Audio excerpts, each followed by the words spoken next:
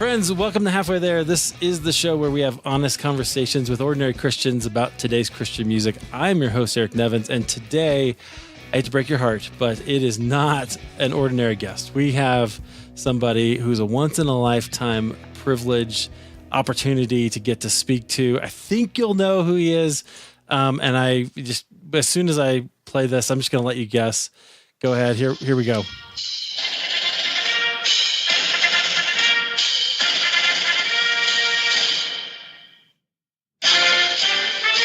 There we go.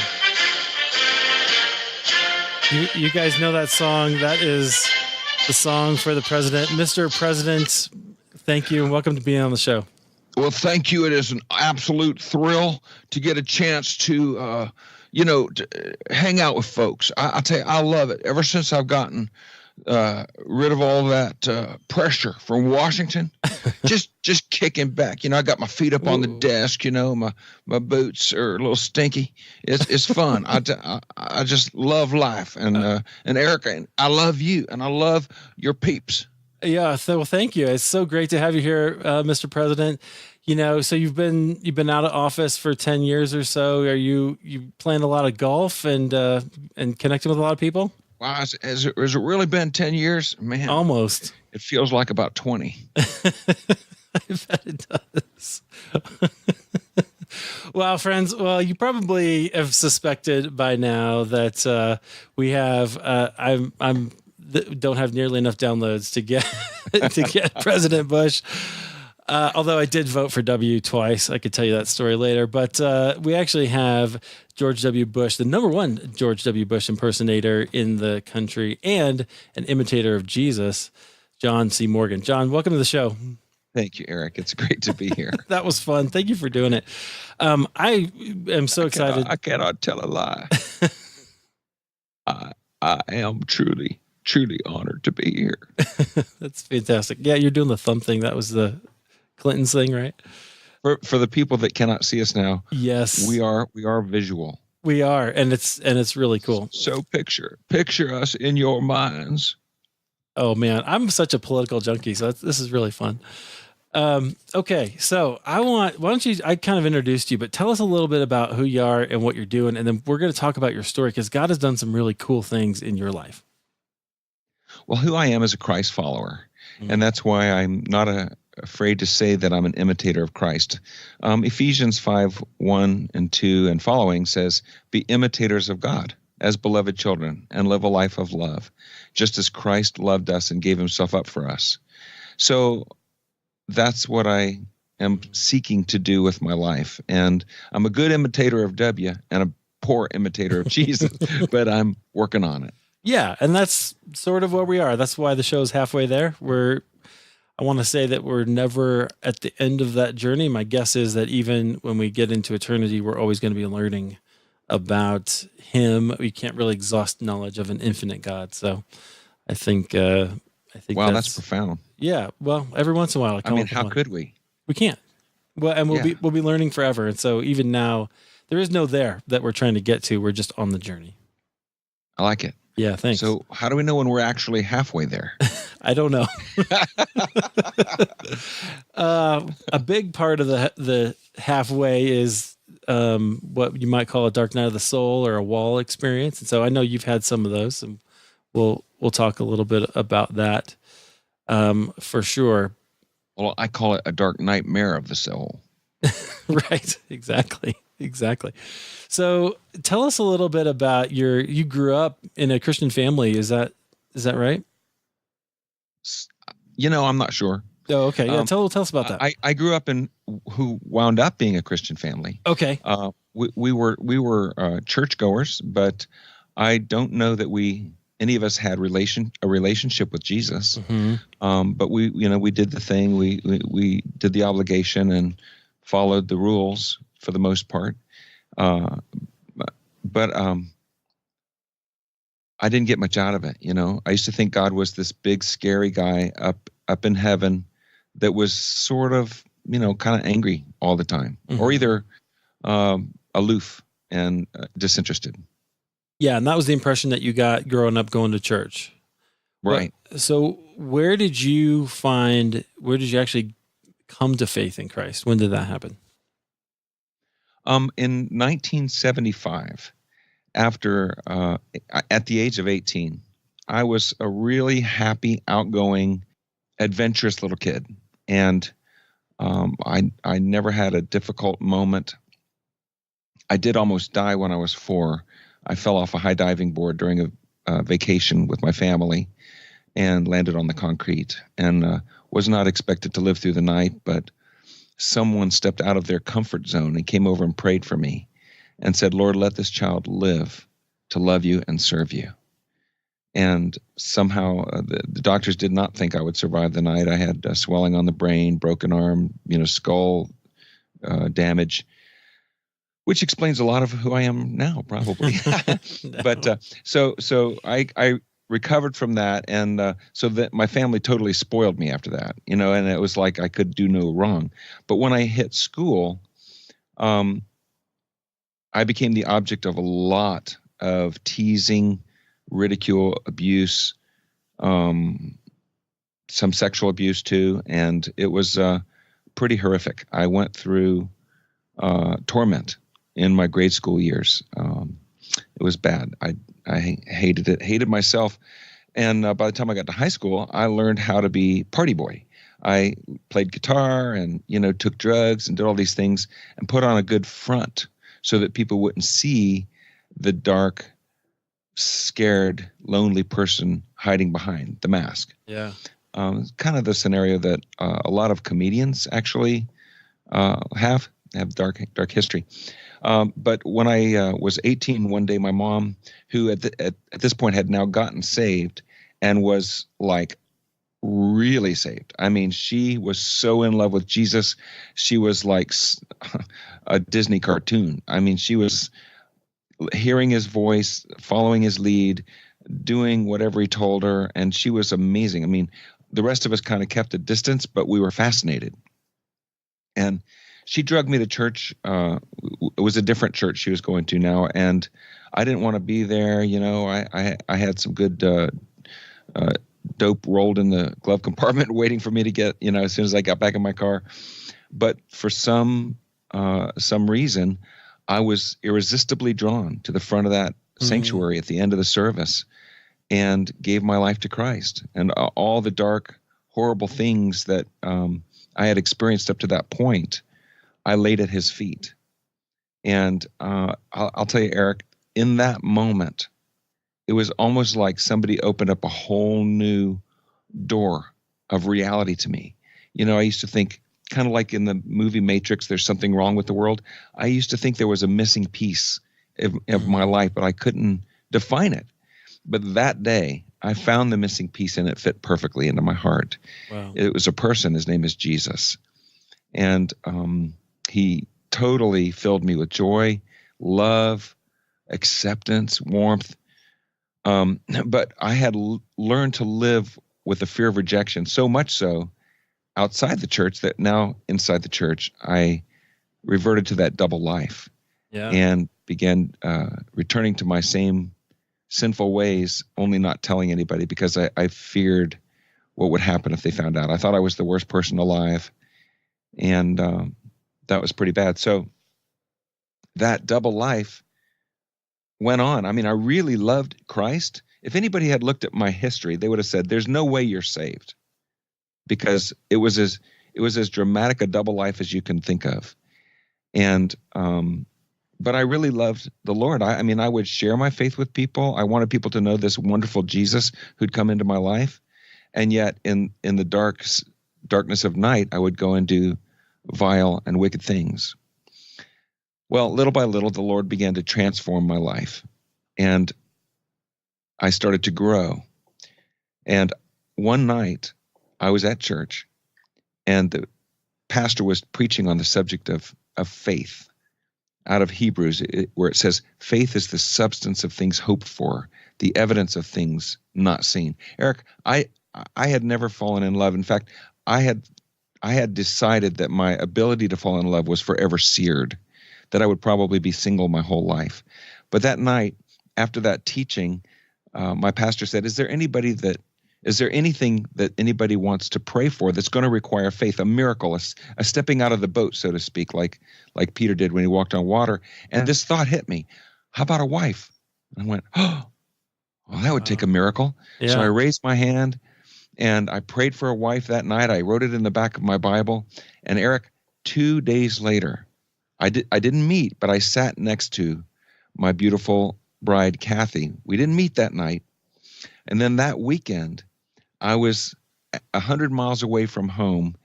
It was Memorial Day weekend, and some friends of mine and I were about to celebrate the holiday weekend with a bunch of volleyball and revelry at the beach. And in the lobby of the hotel, I see a handicapped guy. And I felt a nudge from the Holy Spirit. John, reach out to that guy. And I didn't want to do it, but I obeyed the Lord. And that guy, Eric, the following night, he introduced me to that same girl that sat next to me in church, Kathy. And the moment I met her, my heart, I felt it change. God changed my heart, and I fell instantly in love with her. I didn't know that. I'd never experienced love. All I knew, I was walking on the ceiling, and I felt high as a kite. And well, to make a long story short, she's been my beautiful bride now for 36 years. That's awesome. Wow. Was that your first encounter with sort of a divine, I don't know what the word is, divine kind of orchestration of events in your life? Yes. Yeah. Well, no. Well, let me think. No, actually it wasn't. When I first got saved, I had a couple of encounters like that. Really cool things. I had a friend back then who was addicted to drugs, and she'd never told me. But one night, in confidence, she did alert me to the fact that she was addicted to a particular drug. And as soon as she said it, I felt like God spoke into my heart and said, she's healed. Go tell her. Wow. And I'm like, what? But it was so real that I believed it. And so I went and told her, Judy, the Lord has just healed you. Give me your drugs. And I mean, she couldn't get up out of bed without taking these drugs. She would just sleep all day long. Wow. She was taking 2 different prescriptions from 2 different doctors. Neither one knew about the other. And she was looking for a third. You know, things were really bad for her. But it took a while, but I convinced her to give me her drugs. We flushed them down the toilet. And the next day she completely forgot that she ever took them. She got up in the morning, cleaned her whole house. And that night we were together. And that's when it dawned on her, oh my gosh, I never took any of my pills today. And she was completely dramatically healed. Wow. That's amazing. Sorry, I didn't mean to interrupt the story. I just saw I could take a picture. Oh, you took a screenshot. Cool. Okay. So there were a few instances like that where God spoke very clearly to me using what I like to think of as nudges. He kind of just nudged me to do something or say something.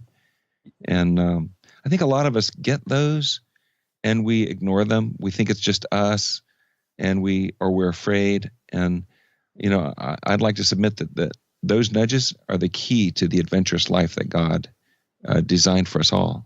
It's walking hand in hand with not only your best friend, but the greatest superhero that's ever been born. Yeah, I see. That's part of the reason why I asked the question, because, you know, it's unique to even obey that request to go and, you know, talk to the handicap guy. Like that's, like you said, we kind of feel those things and we go, I don't, you know, whatever, I'm not going to do that. And we disregard it. And we think it's us instead of the Holy Spirit. And so I wondered if you had some practice with it, and you did. That was kind of a thing that God maybe is indicative of how God interacts with you. I actually wrote a lot about that in my book, War on Fear. Yeah, I read it yesterday. I thought that was great. We'll get to the book. Actually, I want to talk about that some more. Okay. So that's an amazing experience, kind of meeting your wife and all of that. I'm wondering how else you learned to walk with Jesus. Learning to take his word, to take him, it's almost a pun, but it's not really, to take him at his word. Yeah, right. In other words, to take his word for reality, truth. I mean, we read it, most of us, like it's a Greek mythology. We don't appreciate the fact that the God who created eons of time and just eternally expanding universes, gave us a life manual, told us a history, and explained exactly how we should live.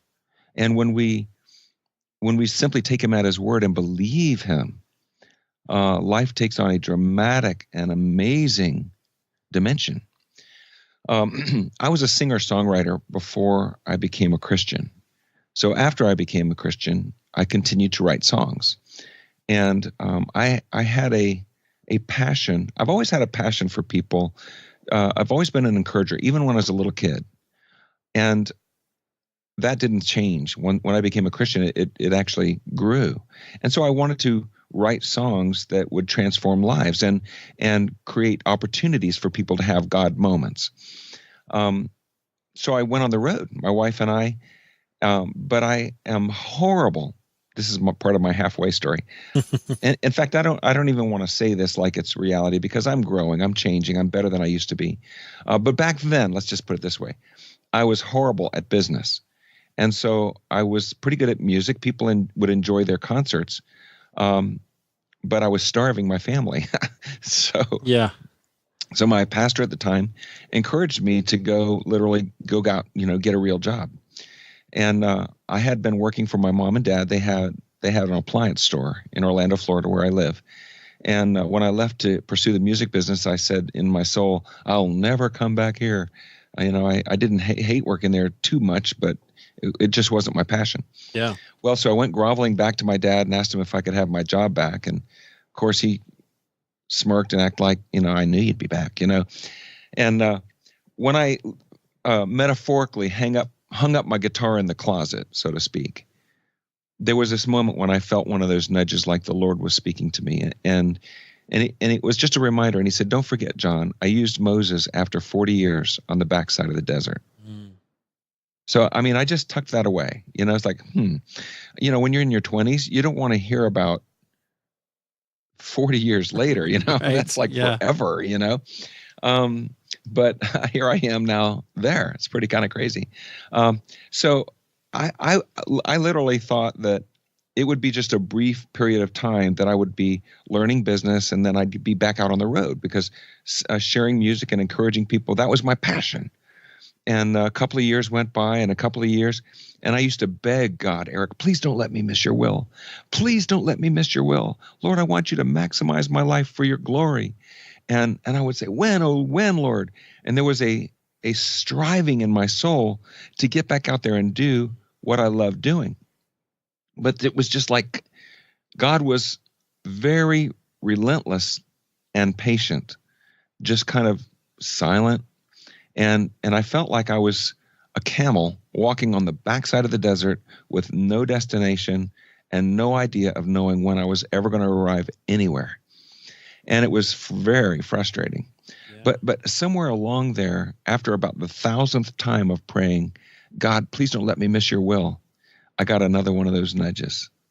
And the Lord said, I heard you the first time. What did you do with that?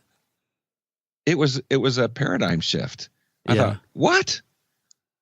Oh yeah. It was like a dawning, a realization. God, who created everything, who creates the atoms that are necessary for each and every blade of grass to grow, surely he knows where I am. He knows what I'm doing. He knows my thoughts from afar, according to the scriptures. And he's got a plan, and I can just trust him. And so I did. I stopped pleading and begging and just trusted that when and if he ever wanted me to do something, that he knows where I am and he'll make sure it happens. And what a relief. That was phenomenal. And it was still years later when, well, I guess that that's the rest of the story. Yeah, we'll get there. So, but that's really interesting because you had to kind of go through this time of, which I guess it's easy to just call it your desert period, right? Yes.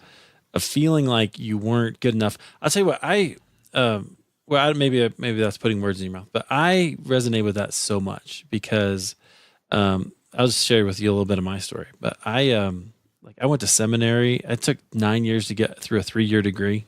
Took forever. And then I got out and I graduated in 2009, and there weren't a lot of jobs in 2009 for fresh graduates, and other people in my class had the same problem. And so I worked at a financial company for, 10 years after that, and feeling a lot the same way. Like, this is not what I'm made for. This is not where I belong in this 6x6 cell with no locks and no doors, but I keep showing up every day and sitting here. And so that, like, when I heard you tell that story, I was like, oh, I get it. I get what that feels like. It's a hard place to be. It was hard. And I did not feel. Yet my mom used to say, because I worked with my mom and my dad, and mom was so spirit-filled and loved the Lord. And she and I really were best friends. We were kind of partners on the adventure of Christianity. But she used to say to me, John, you were born for more than this. Working at the appliance store, delivering refrigerators. And although I would connect with customers and had opportunities for ministry, I knew she was right. And I knew in my heart I was born for more than working at an appliance store. And I would tell her that. But then I was able to add, Eric, but I have peace that I'm right where God wants me for now. I had no idea what would come along. I had no idea if anything ever would come along. But I did have peace once I had that revelation that God was in control. Yeah, which I think is the important part of that desert experience that you have to come to, right? You have to come to a place of trusting God, even though you don't see him or feel him or seem like he's working in your life at all. Right. My faith grew by leaps and bounds during that season. Yeah. Wow. So what else were you learning in that season besides just trusting? Is there like a, were you doing Bible studies? Were you like, was there more to that? Well, I was on the worship team at my church, and my beautiful bride and I were making and raising children. Mm-hmm. And I was sort of working on learning the lesson that it's not all about me. Mm-hmm. And that was a lesson that came hard because I am by nature very self-focused, and I work hard against that. And because I know that it gets in the way of loving others. It's hard to love somebody else when your eyes are on yourself. And I heard somebody say recently, you can't learn anything while you're talking. Right. I thought, wow, that's profound. I think I'll shut up now for the rest of my life. That's why I love doing this, because I get to ask the questions, right? And then I can just be quiet.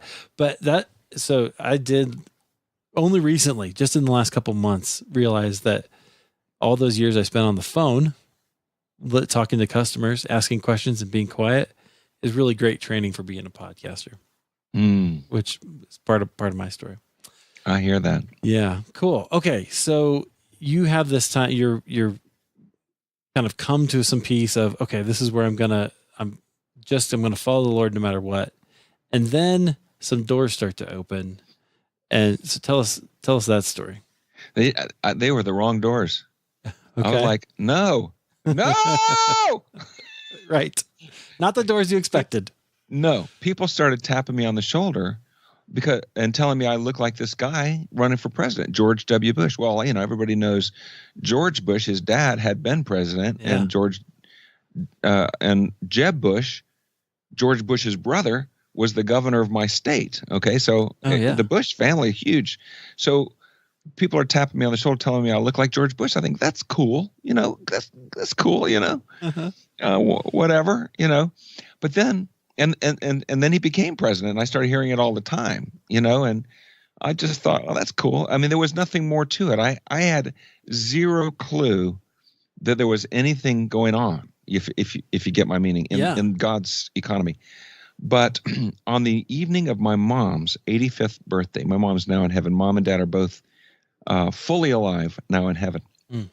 But at the evening of her 85th birthday, a friend of the family named Paula informed me that there was an emerging industry of celebrity lookalikes, people who look like famous people who get hired to go to parties, shake hands, and act like they're somebody else. And she says, "Oh, you'd be perfect at that." She goes, "You're so good at it. You're so outgoing and friendly and all this." Well, I had actually seen one of these people, Eric, and it was a Cher impersonator. And if you know who Cher is, she doesn't wear. Well, she wears a lot of clothes, but all in the wrong places. Yes, right. On top of her head, and it's just very strange. And this girl, I think she was probably new at it, and I felt dreadfully embarrassed for her. And I thought, oh. And so when my friend said, "You should become a celebrity impersonator," that's what came to my mind. And all the hundreds of thousands of Elvis impersonators are out there. And I thought, no, only very weird people do that. And my own fear of rejection and every fear I ever had came bubbling immediately to the surface. And I thought, there is absolutely zero chance that I will ever do that. Three main reasons. Number one, I follow God, and there's no way God would do that with me or to me. And number two, I kind of have a life now. I have friends. I'm sort of normal. I mean, I was thinking back to my grammar school years when I was the favorite person to throw wet sponges at. It's like, no, I'm not going to set myself up for that. Right. No way. So I just absolutely shut it down. Now, my wife, my beautiful, discerning wife, thought, maybe there's something there. So she tucked it away. And Eric, about 3 months after that party, my wife saw a George Bush impersonator named Steve Bridges, a phenomenal talent. He's been all around the world. She saw him on the late night show, and she gets one of those nudges, do a web search. So she goes, So she gets on the computer, and she found two guys who are actually making really good money impersonating George W. Bush. And one of them doesn't look as much like him as I do, and here he is making a living doing it. And the other guy, his whole face is prosthetics. Oh, he doesn't look anything like George W.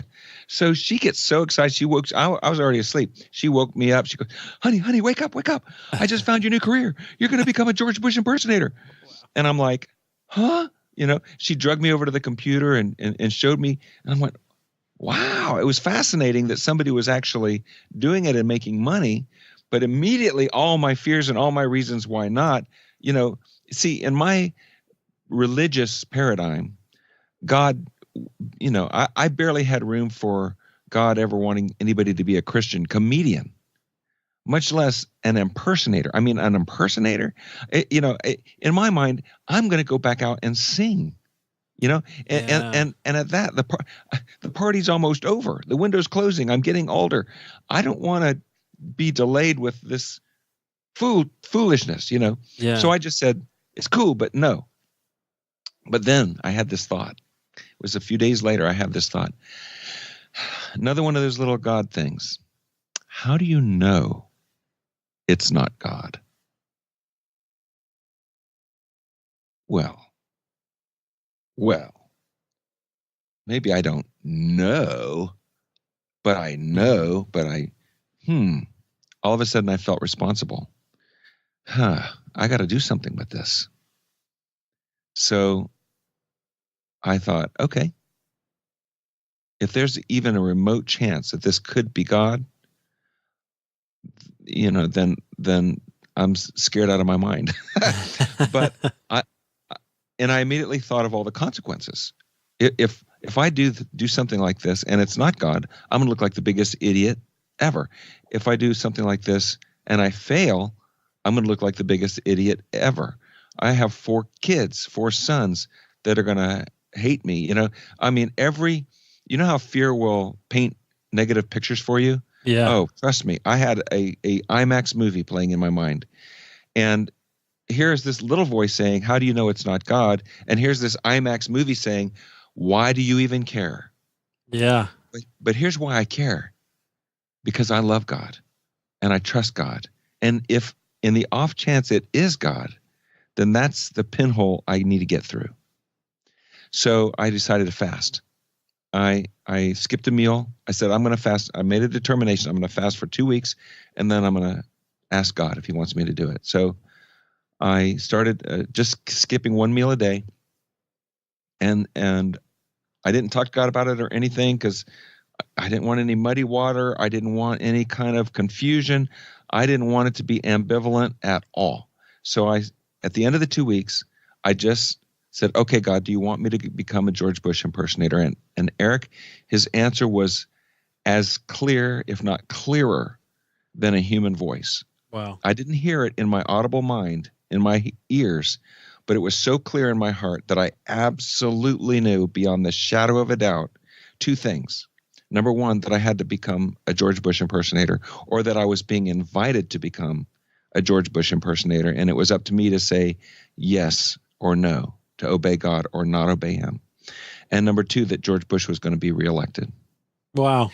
Because it was 3 years now into his first term. And that doesn't make any sense if he doesn't get reelected. So I said yes. Wow. That's fascinating. That's so interesting that was kind of your experience with God, and that he was speaking to you. I find those moments just so bit life-giving, right? They really bolster my faith to know that he's speaking to you. It's like having Spider-Man as your best friend. Yeah. Right. That's awesome. Only way better. Right. Right. More than just webs and buildings. Right. But yeah, that's really great. Okay. Yeah. I like to say, this is how I swing. What do you do next? Because you still have some fear that you got to get over. Oh. Right? You actually, we kind of breezed past this, but just to give people an idea of what fear was like in your life. Tell the story about when you were awarded the part in the play in high school. Well, as I shared with you all, I went through a grief-stricken elementary school experience. And my self-concept was set during those years. I thought that I was a monster. I thought that I was worthless, less than zero. And I was put on a happy face just to survive. If anybody ever tried to get intimate or ask me questions in high school, I would run and jettison those relationships because I couldn't have anybody digging into my reality. I was addicted to porn and it was just bad. I just did not like myself. Yeah. So, but I was this guy, and my personality was still outward and friendly, and all my best friends were in the drama club. I had a 4-year high school, and I'd been in the drama club all 4 years, and I just had a wonderful season there. And I always picked non-threatening, easy, just a few lines, so I could be in the play, but not ever risk failure. So senior year, it was 1974. That'll age me for you. But we were doing the play 1984, George Orwell's classic play about Big Brother. Which is still in the future. I bet that was crazy. Yeah, it was in the future back then. Wow. And it's interesting. In 3rd grade, I had been picked again also to play the lead in our 3rd grade class play, St. George the Dragon Slayer. And I think it's ironic. Fascinating. There's a fun bit of irony there because now I do play a George person and I do fight against the dragon of fear as a lifestyle. Wow. So I thought that's kind of fun. But that experience went south because I forgot to use the bathroom before the play, and I actually wet my pants on stage in the midst of that performance. And sorry to say that happened. Right. There's that. But it's one of those reinforcing events, right? That says, I can't do this. Yes. Yeah. So here we are. It's the auditions, and I've got my little teeny part all picked out. And our drama club coach comes in and says, I am going to award the lead to our senior class play, your senior year. I'm not going to even audition it. I have picked somebody out who's been faithful, who's been, a member for a long time and really deserves the part. And I'm just sitting in the background thinking, okay, it's going to be this guy or that guy. And she goes, I'm giving the part to John Morgan. And I'm telling you, fear started at the top of my head and went right down through my body, and it shot out my feet like lightning. And I was absolutely stunned. The room erupted in applause, which just made it worse or better. I'm not sure. Everybody was like, yes, this is appropriate. This is right. This is the thing to do. Well, I immediately thought, I want to die. I had no paradigm for this. I had no way to interpret this. I must have turned 100 shades of red, and I just thanked everybody. I didn't say a word, and I left class that day, and I couldn't sleep. I couldn't think. I was just paralyzed with fear, and I was so overcome, Eric, that the next day, I came and had a private meeting with my drama club coach, and told her that I quit the drama club. I quit. Wow. Not just the play. I didn't just turn down the role. I ejected myself from the entire scenario out of fear. And it was so sad because now I know I could have rocked that part. Yeah, right. But I just didn't know. I didn't believe it. I had no clue. Yeah. Well, it's so interesting because, the room erupts they're proud of you. They're excited about you and they love you. Right. Yeah. And because you didn't love yourself, you couldn't accept it. Right. You couldn't. See, I wrongly believed that if you don't try, you can't fail. Oh yeah. Well, that's not true, because if you have something in sight, if you don't try, you have failed. Right. You have already failed. You've failed to do anything, not just the thing that you want to do. Wayne Gretzky says you miss 100% of the shots you don't take. And I missed that one big time. Yeah. What a cool thing to have been able to say. I played the lead in our senior class play. But sorry. So when the George W. thing came along, yeah, and God spoke to me and said, I want you to do this. And the IMAX movie is playing in one part of my brain. There's another part of my brain that says, I don't want to look back 10 years from now and wonder what might have been. Yeah, you learned that lesson the hard way. I did. And so regret was saying, you were like, no, I've experience with that. I'm not gonna let that happen again. And so you had, especially since now I knew it was God. Yeah. So interesting. The Bible talks about God leading us through the desert, leading us through the fire, leading us through the water. And most of us just reject that, thinking, I don't ever want to go there. But how are you ever going to experience the fourth man in the fire? How are you ever going to experience that level of God's faithfulness if you don't walk through the storm? Yeah, absolutely. And those are the times when we learn the most, not just about ourselves, although we learn that, but also about God and his faithfulness and his plans for us. Absolutely. If Peter's not on the boat, there's no scenario for him to say, God, if it's really you, command me to come out of the boat and walk on the water with you. Oh, yeah. And Jesus said, do it. Right. Which I think is fascinating. I've always read that as when Peter finally is distracted by the waves, we sometimes read that with Jesus with a critical eye or sound or tone saying, why'd you doubt? Right. But I think Jesus was really compassionate to Peter. I think the way he said that to him was, you have little faith. Why did you doubt? I had you right Yeah. there. Oh man, you had this. You were there. You were Yeah. doing it. Yeah. Like nobody else got out of the boat. Right. We don't know this. It's not in the Bible, but what if the next week Jesus and Peter went out walking on water? Yeah. Right. Because he did it. How do we know he didn't do it some more? Right. Right. And you eventually see Peter's faith turn around completely. Oh yeah. Yeah. Which is awesome. Okay. I love all that. I have a degree in biblical studies. I could talk about the Bible all day long, but I want to talk about you. So the Epistle of John. That's good too. Morgan. Oh, I get it. Oh no. It took just like a half second to dawn on me. And it's not with biblical authority, lest you theologians think heresy.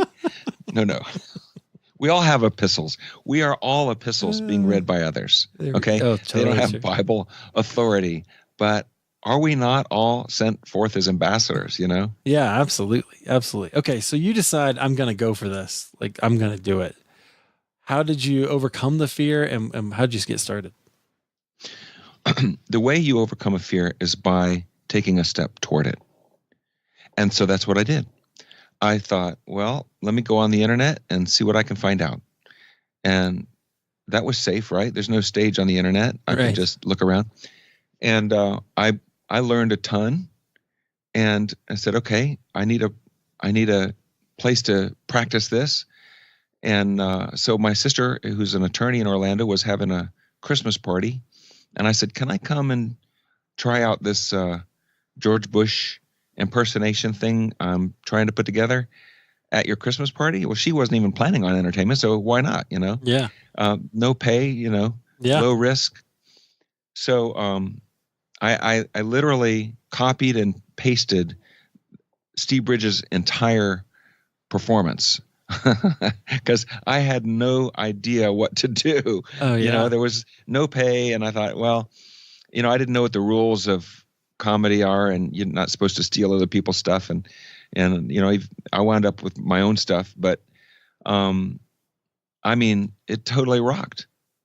I had no idea I had comedic timing. I had no idea I had stage presence. I had no idea that I had what it takes to succeed as an impersonator. But I've now been, all around the world. I've done my impersonation in China, Japan, Holland, Germany. A whole ton of other countries, on TV, World Cup soccer stadiums where I was the guest of honor, where 35,000 people thought I was George W. Bush, stepping out onto the stage, did my shtick, then introduced myself and shared my testimony. Wow. It's just been, recorded, I don't know how many dozens of podcast interviews like this, been on the 700 Club and dozens of other television programs. And it's all just because I said yes to that little pinhole of possibility that it was God. Yeah, that's so powerful, right? Sometimes you just have to say yes and see what happens. Yeah, and you can't see through a pinhole all that God will bring out of it. When I met Kathy, I just said yes to a little nudge. Right. And the guy that I talked to introduced me to my wife. I now have 4 children, 5 grand. Does none of that happen if I don't say yes to God? God's sovereign, but folks, we let these little nudges go in and out of our brain. But this God who created the universe and loves you so much that he's infinite love. His definition is love. That's his name. Why would he ask you to do something that wasn't the very best thing for you to do? In fact, you can always know that if God directs you to do something, no matter what it looks, no matter what the IMAX movie is playing on the fear screen, God has a blessing in it for you. He has a reward in it for you. He has an adventure in it for you. He has deeper trust in it for you. He has deeper relationship with himself. It's just awesome. It is awesome. Amen. Wow. Okay, I'm inspired by that. So you actually wrote a book called War on Fear. We talked about this a little bit. And that was, you asked the question, what would you do if you were not afraid? Which I think is a great question. Part of my journey as well, just asking that question. Like, tell us about the book a little bit and where people can find it. Okay. The genesis of the book came out of my own frustration with myself, not living a more. I mean, I guess I do live somewhat of an adventure, but I want to live more of an adventure. I want to live obedient, faithful to God. And one day during a worship service at church, I was singing and pondering these things, and I asked God, Lord, why is it that we don't live the Bible? And in the moment, I was thinking more the whole church, worldwide. Why is it that people can just sit and go to Sunday meeting after Sunday meeting and never even step out of their comfort zone once to have an adventure with God? And God's answer to my spirit was very immediate. He said, unbelief. Mm. And so right then and there, right out loud, right in the middle of a song, I said, I declare war on unbelief. I have no idea who heard me. Maybe God shielded me. Nobody turned and looked at me. But I felt the air sizzle with electricity when I said that. And it was like something real just happened. I literally, really, truly, and forever declared war on unbelief, and I can't go back. I won't go back. And it set in motion a lifestyle change for me where I started looking for and defeating unbelief in my life. And a few weeks after that, I became aware that fear is unbelief's evil twin sister, that fear and unbelief work in tandem to keep us away from our relationship with God. They're the things that life and the devil will use to most defeat the plan that God has for the church as a whole and you as an individual. So this time I was alone at home, and so at the top of my lungs, I shouted, I declare war on fear. And I meant it, and I did it. And it was another no going back experience. And then I started seeing, when Cliff, our mutual friend, Cliff Ravenscraft, from the Free the Dream conference where you and I met, he's recently purchased his dream car, which is a yellow VW Bug and a Volkswagen, a Beetle. And, once you buy a car, you see them everywhere. And, because it's in your purview, it's in your radar, it's on your radar. So you start seeing them everywhere you go. Well, fear became in my purview, in my radar. And I started seeing people operating out of fear everywhere I went. And I began to have compassion for them. And then I saw myself in like manner operating out of fear, being afraid and being disobedient out of that fear, which means I was being obedient to the fear, which makes me even madder to think that I would literally obey the devil. Disgust me, and should disgust every one of us who are Christians. We should be offended by our own willingness to so quickly and so easily disobey the one who died on the cross, shed his blood, loves us with intimate love, wants to walk with us, and we just brush him off of our shoulder like a piece of lint. That's what we do with our God that we love, who loves us. Oh, I hope some of your listeners are getting stirred up by what I'm saying right now, because that's my hope, is to stir you up to yourself declare war on fear and begin to fight, begin to understand, begin to study. Just this morning, I was reading in Isaiah chapter 41 where God said, don't be afraid, my little children. I'm with you. I'm walking with you, and I will defeat your enemies. It's not like we have to do it. Right. All we have to do is lean into God, snuggle up under his wings. I mean, what could be easier? And he fights our enemies. It's awesome. Yeah, absolutely. And he's already defeated, right? And he's going ahead of us, and we have to trust that. We have to believe it. Yes. I forgot your original question. Me too. Oh, so I wrote a book. Oh yeah, you wrote the book. Yes. So I wrote a book, and it's really a story, if you will, of my own journey and how fear encaged me, imprisoned me, and taunted me, and teased me, and mocked me, and ridiculed me, and held me as a captive, a POF, a prisoner of fear, for many years. And then God broke me out. God broke me out and set me free. And how that prison mentality pulls at me and tries to draw me back, tries to encircle me and encage me again. But now I'm fighting back. See, I am not content to be a victim of fear. No way. That doesn't please God, and it doesn't look like God. It doesn't look like Saint George the Dragon Slayer. It doesn't look like a son or daughter of the Most High God, which is who we are called to be.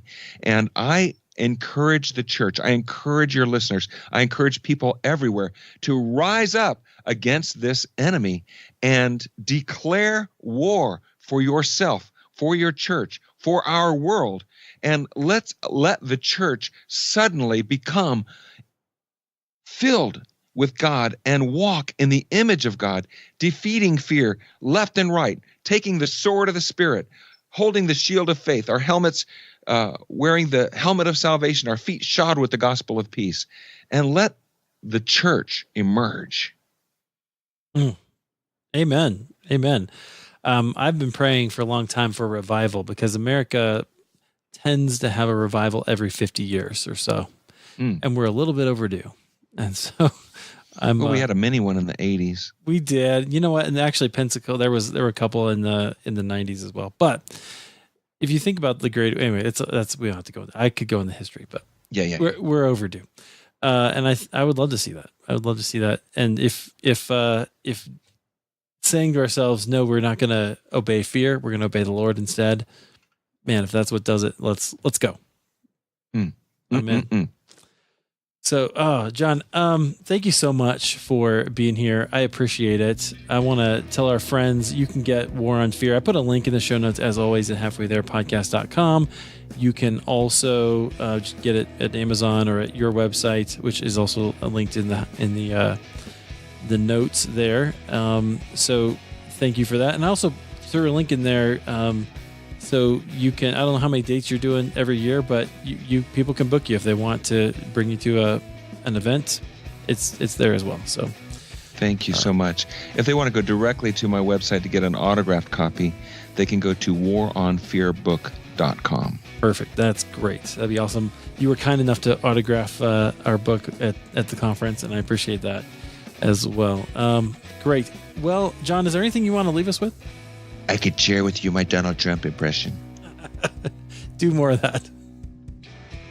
Folks, what you've got to learn to do is call out fake news for being fake, okay? Everything that the devil tries to do, it's a lie, okay? If he's lying, his mouth is open. If his mouth is open, he's telling you a lie, either about yourself, about your God, about your church, about your world. And folks, trust me, it's going to be huge. That's fantastic, John. Thank you.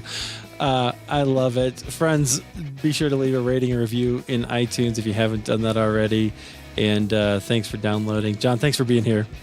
You're very welcome, my friend.